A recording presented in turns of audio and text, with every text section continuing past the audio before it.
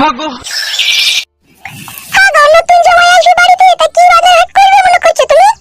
বালের বাজার হাট করবে, বত্তর শাক লুবো 1 আটি, মুলু লুবো 2 আটি, দুটো মুরগির ছাল লুবো, কাটা আলু লুবো 1 কেজি, পটল লুবো 500, ভেন্ডি লুবো 250, সোয়াবিন বড়ি লুবো 1 প্যাকেট, আর যদি গুলিং সাইজের চারা পোনা পাই তাহলে 250 গ্রাম দিয়ে দেবো।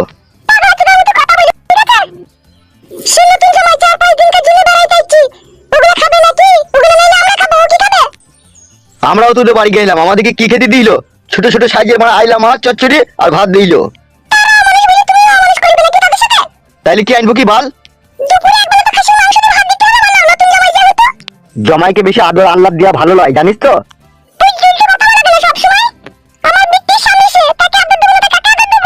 জমাইকে ওরা বেশি আদর দিলি জমাই বাঁদর হয়ে যায়।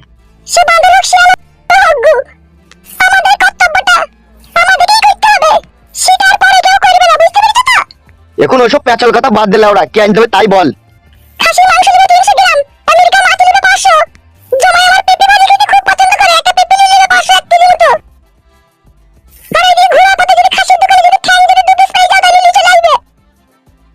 তুই যদি বলে আইতে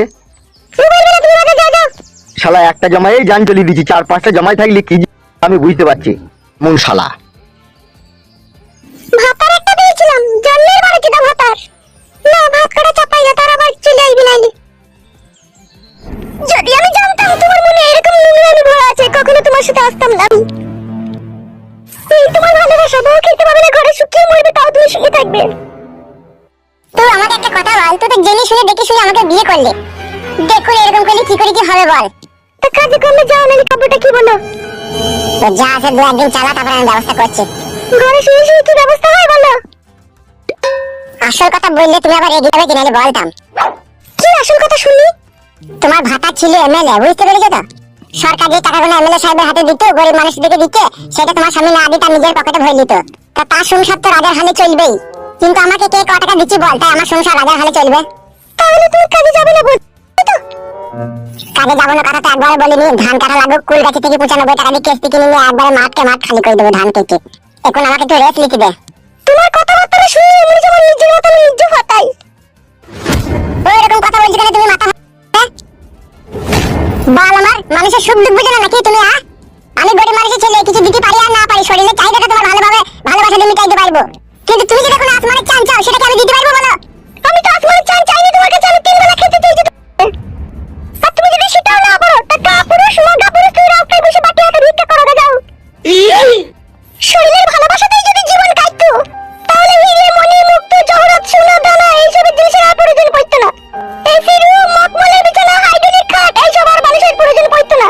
ওগুলো চাচ্ছি নাকি আমার কাছে? তোর কাছে কাদা যাবো, কাদা গুলোর একটা পর আমি নই, স্বার্থপর হতে তুমি। আমি স্বার্থপর না স্বার্থপর তো? গুড মর্নিং ভাই, আবার কি গান মারাই দিল রে? পড়তে বললো বল কি বলবি? তোরা আসতে বলবি না নাকি? গুড মর্নিং ভাই, কাটা ভাই নুনে ছিটে দিল। কি ব্যাপার কি রে, মুখটা নামাই নিলি? না আয় আয়। শাশুড়ি মা ভালো আছে তো? ভালো আছি। কি ব্যাপার শাশুড়ি মা, গলাটা একটু ভারী ভারী লাগলো মনে হলো তোমার? ঠান্ডা লেগেছে, গলায় ব্যথা করছে, এদিকে কি বলবি বলবা? কোনো অসুবিধা নাই তো মা? কোনো অসুবিধা নাই? হ্যাঁ বল কেন এলি? জানি না কেন এলাম আমি, আমি কিছু জানি না। ওদের যার মেয়ে তাকে ভালো করে জিজ্ঞেস করলে আসবে কি আসবে না। তুই সব এখন ঝামেলা বাড়াইনি তো? আমার মেয়ে তাই আমি ঝামেলা পাকাবো, যার মেয়ে তাকে বল। ব্যাপার শাশুড়ি মা মন মেজাজ খারাপ, কেউ কি কিছু বললো তোমাকে? শুনেছিলি, তোমাকে আমি একটা কথা বলছি ঠিক আছে? তুমি রাগ করো যা করো আমার সামনে করো, কখনো তেলে আর জলে কখনো মিশ খাই না। মানে কি বলতে চাইছো মা তুমি? মানে হচ্ছে আমি রাজা ভাতা ছেড়ে দিয়ে এই ভিখারি ভাতা থেকে আজ আমার পেটে দুটি দানা পানি নাইকু, আমি খেতে পেছি না, আমার ভালো শাড়ি নাইকু। আর আমার মেয়ে তোমাকে ভালোবেসে বিয়ে করে আমার মতো কষ্টতে পড়ুক তা আমি কিন্তু চাই না। আসল কথাটা কি হয়েছে একটু খুলে বলো তো মা আমাকে। কিছু হয়নি, তো বাড়ি যা। যে বাড়ি যেতে বলছে করো, কি হয়েছে? কি ব্যাপার কি বে? বাল ব্যাপার শালা হারামি, তো ভালোবাসা করে আমার শাশুড়িকে বিয়ে করলে কিছু বাকি না লাগবে তো? গুড মর্নিং ভাই বুকা চোদা, আমি কি তোর জন্য ফিসে দিতে দিবে? আমার জন্য কেন ফাঁসবে বে তো? তোর বউ কি বলছে আমার শাশুড়ি? যে পেটে আমার কোনো দানা পানি নাই, তোমাকে খেতে দিতে পারছে না। আর খবরদার শাশুড়ির সাথে ঝগড়া অশান্তি করি না ঠিক আছে? 1000 টাকা যেটা দিলাম ওটা বাজার করে এসে খা, তারপর আবার মা তাইলে আমি আসছি, এখন থাকো তাইলে। হ্যাঁ ঠিক আছে যাও। শ্বশুর আব্বাই তো মনে হচ্ছে। কি রে মা, হেঁটে হেঁটে আছিস কেন? কি টোটো গাড়ি পাসনি?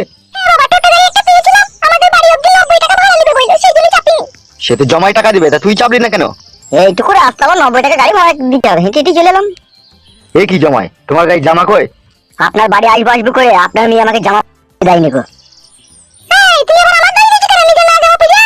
জমাই মানুষ কোথায় একটু সেজে কুজে আসবে, বুট শার্ট পরে, নাকি না খালি গায়ে চলে যেতে? আমার একটা মান সম্মান নাই নাকি? তুমি বাড়ি চলে যাচ্ছ? শোনো রূপালী, তোমার বাবাকে বলো, ঠিক আছে? মাথা উত্তেজিত করতে মানা করো আমার। আবার উত্তেজিত মানে? তুমি খালি গায়ে যাবো নাকি শ্বশুর বাড়ি? বাবা বাদ দিন ওসব কথা, আপনি এখন কোথায় যাচ্ছেন?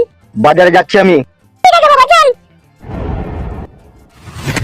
কি হলো তোমার আবার, ওখানে দাঁড়া লাগে চুপ করে? আমি যাবো না, তুমি যাও। কি গো, বাড়ি দিয়ে দিয়ে যাও মানে? এসো। তোর বাবার কথাটা শুনলি? সব শুনেছি, এসো। এত অপমান শোনার পরেও আমাকে যেতে হবে তোদের বাড়ি? আব্বা তোমাকে অপমান করলো? আব্বা তোর শিক্ষার কথা বললো?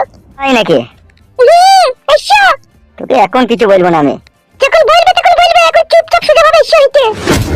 আমার বিশাল ইম্পর্টেন্ট একটা কথা আছে। তুমি কথা বুঝো না কেন বলো তো? এমএলএ সাহেব বিশাল টেনশনে আছে, আজকে কোনো কথা বলাই যাবে না তার সাথে। একটু সামান্য হবে না? কোনো কথা বলা যাবে না আজকে। বলো দল বল। বলছি এমএলএ সাহেব আছে তো নাকি ভিতরে? একে জিজ্ঞেস করেন। কি দরকার কি এমএলএ সাহেবের সাথে? আজকে আমাদের বিচার হবে। এমএলএ সাহেবের তো মন মেজাজ খারাপ। আব্বা কি বলছো গো? মন মেজাজ খারাপ হলো আমাদের বলেছে আজকে। দেখে এমএলএ সাহেব নেই নাকি ভিতরে? হ্যাঁ আছে, যদি বিচার করবে বলে থাকে তাহলে করবে, যান। তাহলে আমারটা কি হবে? তোমার ভালো হবে, তুমি চুপ করো। বা কথাবার্তা শিখছি নাকি? তোমরা যাও, তোমরা ভিতরে যাও, এমএলএ সাহেব আছে। বেশ বেশ ঠিক আছে। নারকেল বেগম, কি তোমার অভিযোগ রয়েছে তোমার জামাইয়ের বিরুদ্ধে? কি আর বলবো এমএলএ সাহেব, দুঃখের কথা। আমি মা, তাই আমাকে সবকিছু সহ্য করতে হয়, কিন্তু আজ আমি আর সহ্য করে থাকতে পারলাম না, তাই আজকে সবকিছু তোমার সামনে বলতে বাধ্য হচ্ছি আমি। নির্ভয় বলো তুমি কি হয়েছে? তোমার সেই মেয়ে দুটো হাতারের জন্য একা ঘরে ডুবুরি ডুবুরি কাঁদে, আমি মা হয়ে কি করে সহ্য করবো বলেন এমএলএ সাহেব, বলেন কি করে সহ্য করবো আপনি? তাহা নারকেল বেগম, ও যখন বিয়েটা করতে চেয়েছিল তুমি তখন বাধা দাওনি? আমরা কি করে জানবো যে হঠাৎ করে ও বিয়ে করে নেবে? এত মিথ্যা কথা বলছো কেন? হঠাৎ করে বিয়ে করেছে আমি? তোমার মেয়ে তো আমাকে মাইক তো গাল দিতে বলি, আমি টাকা লেগে বিয়ে করেছি। ওই বোকা চুদা, তোকে আমি কথা বলতে বললাম? তাহলে সত্যি কথা বলবো না? তোকে যখন বলতে বলবো তখন বলবি বে। এমনিতেই তুই যা অন্যায় করছিস, সেই অন্যায়ের কোনো ক্ষমা নাই বে। হ্যাঁ বলো নারকেল বেগম। আমি নারকেল বেগম, তুই লেতার মেরে কেতা চাপা দেবো দাঁড়া আমি। তো এমএলএ সাহেব, আমার এই মেয়ে স্বামীর জন্য ঘরের ভিতরে কিন্তু বালিশ ভিজিয়ে ফেলে। তা আমিও চাই 5টা মায়ের মতো নিচে আমার মেয়েটাও স্বামীর ঘরে সুখ শান্তি করে ঘর সংসার করুক। নারকেল বেগম, এটা কথা? আগে আমি হয়তো ভেবেছিলাম যে ছুরিটাকে বিয়ে করে এনেছে, হয়তো 2-4 দিন রাখবে, একদিন যাওয়ার পরে ঘরে লাথ মেরে খেয়ে দিয়ে দেবে। কিন্তু না এমএলএ সাহেব, সেটা হলো না। আমার স্বামী আবার জায়গা কিনে ঘর বাড়ি করে দিল। তখনই আমি মনে মনে ভাবলাম, এ ছুরি আর যাবে না, আর আমার হবে না। কই রে ঘোড়ার বাড়া কপালি চুদা, এইদিকে তাকা। ভালোই তো রং রসে মেটাচ্ছিস মনে হচ্ছে। এই কথাতে কি বলে জানিস তো? এই ছোড়া এদিকে তাকা। কথাতে বলে পিড়িতে মজলো মন, কিবা হারি কিবা ডুম। তা হবে বুকা চুদা, এমন পিড়িত করলি নিজের বউ ছেলেকে ভুলে গেলি? হবে, তুই একবার ভেবে দেখেছিস তুই জন্য কজন কষ্ট পেয়েছে? কেউ কষ্ট পায়, সবাই সুখে আছে। লেওড়া, যদি একবার চিরস্থায়ী ফয়সালা করে দিই, তাহলে লেওড়া নারকেল বেগমের সাথে আমার আর দেখা সাক্ষাৎ হবে না। ফয়সালাটাকে ঘাবলা করে দিই, যাতে নারকেল বেগম আমার কাছে বারবার ছুটি ছুটি আসে। এলে আমি নারকেল বেগমের সাথে করতে পারবো। কি ভাবছেন তখন থেকে এমএলএ সাহেব? ফয়সালাটা একটা করে দেন। ফয়সালা তো করবোই, তার আগে আর একটা কথা আমাকে জানতে হবে। আমি যে ফয়সালাটা করে দেবো, ঠিক আছে, তাতে সবাই সুখী হবে। সেটাই করে দেন। ধরো তোমার জমাই যে মেয়েটাকে বিয়ে করে এনেছে, সেও তো একটা মেয়ে, তাকেও তার বানের জলে ভাসিয়ে দেওয়া যায় না বলো? তাকেও তার খেদিয়ে দেওয়া যায় না? তাহলে এমএলএ সাহেব, আমার মেয়েটাকে তো আগে বিয়ে করেছে। আমার কথাটা শোনো নারকেল বেগম। বলো। তুমি যে বাড়িটাতে থাকো, সেই বাড়িটাতে ঘর কটা আছে? 2টি ঘর আছে, একটা রান্নাঘর আছে, আর একটা তোমার বারান্দা আছে। বাহ বাহ বাহ বাহ, তাহলে তো হয়েই গেল ফয়সালা। এ ভালো করে শুন ফুটু, যে কথাটা আমি এখন বলছি। হ্যাঁ বলো, শুনছি। তো শাশুড়ি তো বলছে 2টো ঘর আছে, একটা বারান্দা আছে, একটা রান্নাঘর আছে, তাই তো তোদের ওই বাড়িতে? হ্যাঁ হ্যাঁ। তাহলে যেটা বলছি তোমরা সবাই মন দিয়ে শোনো। বলেন। আর এই যে ফুটোর বাবা, তুমি তো ওই বাড়ির গার্জেন নাকি? ওই নামেই গার্জেন আমি। সে নামেই হোক আর কামেই হোক, সে দেখে আমার লাভ নেই। এখন যেটা বলছি সেটাও তুমিও শোনো। হ্যাঁ শুনছি, বলেন। আর ফুটো আর ফুটোর বউ দুজনেই শোনো। হ্যাঁ শুনছি। এখন কথা হচ্ছে তোমরা সবাই একই বাড়িতে থাকবা। ফুটোর 2 বউ থাকবে 2 ঘরে, আর ফুটো সিঙ্গেল রান্নাঘরে একা শুয়ে থাকবে। 2 বইয়ের মধ্যে যেই বইয়ের ফুটোকে প্রয়োজন হবে, সে মাঝ রাতে উঠে ফুটোর কাছে উঠে চলে আসবে। আর ফুটোর শাশুড়ি আর ফুটোর বাবা বারান্দায় শুয়ে থাকবে। এটাই হলো শেষ ফয়সালা। আর যদি ঝগড়া আসে তখন কি হবে? ভাই তার জন্যই তো আমি আসিবে। শোনো নারকেল বেগম, এই মুহূর্তে, ঠিক আছে, এখন এই যে ফয়সালা আমি করে দিলাম, ঠিক আছে, এই ফয়সালা তুমিও মেনে নাও। মাতারি শাশুড়ি, তা তোর বিটিকে মানা কর, তোর বিটি আমাকে ফাঁকি দিয়ে অন্য ছেলেকে ফোন করবে কেন? মুখের ভাষা ঠিক করে জামাই, খুব খারাপ হয়ে গেছে কিন্তু। বাল খারাপ হয়েছে, নিজের মেয়ে খারাপ বলা সেটা বলছেন, আমার দোষ দিচ্ছে। আরে কথা কবি না, তুমি কি করলাম রে? কার সাথে ধরা বললাম বল? এলো চাক্কা চুদি মাগি, তো খলিলের সাথে খেলে পাড়া আড়ালে কি করছিলি রে? আমি দেখিনি নাকি? আবার চালানো মারাছিস, মায়ের সামনে মিথ্যা কথা মারাছিস, তেলিয়ে ঘরে চাপ লাগিয়ে দেবো বড়া। আরে কাদা কুকুর বেটা, তুই দেখেছিলি আমার মেয়ে খেলের পাড়া আড়ালে ধরা পড়েছিল? দেখিনি, সব দেখেছি বড়া, চিৎকারের ভয়ে কাউকে কিছু বলিনি বড়া। তুমি তো শাশুড়ি নামে কলঙ্ক, তুমি তো তোমার মেয়েকে আশকারা দিচ্ছ বড়া, ওই জন্য তো তোমার মেয়ে এসব করতে সাহস পেয়েছে।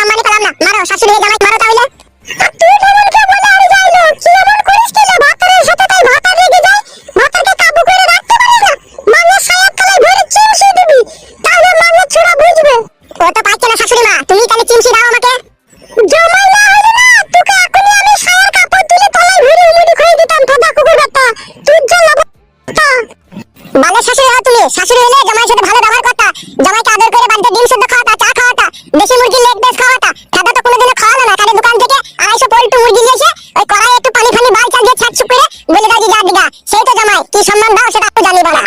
বুঝতে পেরেছি কেন পালাইতে বলছো। কি বুঝতে পারলি সাদা কুকুর বেটা? বুড়ো হাবড়া চারটে ছেলের বাপ ধরে এনে তোমার মেয়ের সাথে বিয়ে দিয়ে দেবা। আচ্ছা না কুকুর বেটার পাল্লায় পড়েছিল আমার মেয়ে রে। আচ্ছা সাদা কুকুর বেটা তুমিও আচ্ছা সাদা কুকুর বেটি। তোমার মতো শাশুড়ি যেন কোনো ছেলের কপালে না জুটে। তোমার এই সাদা মেয়ে থাকলে তোমার বাড়িতে আমি আগে চললাম, যদি ভালো মনে করো দিয়ে আসবা, আর যদি না মনে করো তাহলে বুড়ো হাবড়া ডেকে এনে বিয়ে দিয়ে দেবা। আমি আর আসবো না তোমার মেয়েকে নিতে।